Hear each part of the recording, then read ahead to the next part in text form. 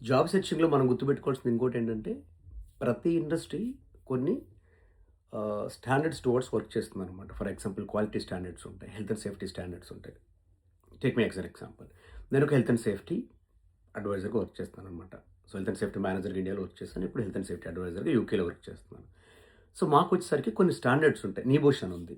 Like ఒక certification. ఆ certifications ఉంటే మనకి ఆహ్, జాబ్స్ వచ్చే ఛాన్స్ ఎక్కువుంటాయనమాట. ఐఎస్ఓ స్టాండర్డ్స్ ఉంటాయి.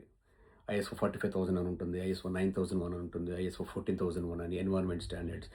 చాలా స్టాండర్డ్స్ ఉంటాయనమాట. సో, మా సెక్టార్‌లో ఎవరైతే జాబ్ చేద్దాం అనుకుంటున్నారో, ఆ స్టాండర్డ్స్ అన్నీ వాళ్ళు తెలుసుకొని నేర్చుకొని ఉండాలి. సర్టిఫికేషన్స్ ఉంటే చాలా బెటర్ అనమాట.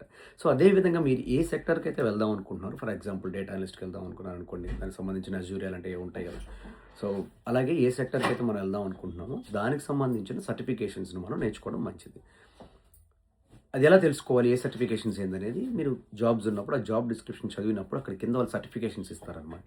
ఈ సర్టిఫికేషన్స్ ఉంటే మంచిది. ఇవి మ్యాండేటరీ. ఇది బెటర్, ఇది ఉంటే బెటర్ అనేది.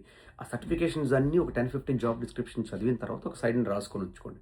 మన ఇండస్ట్రీలో ఎలాంటి సర్టిఫికేషన్స్‌ని వాళ్ళు ప్రిఫర్ చేస్తున్నారు, ఎక్కువగా అడుగుతున్నారు అనేది.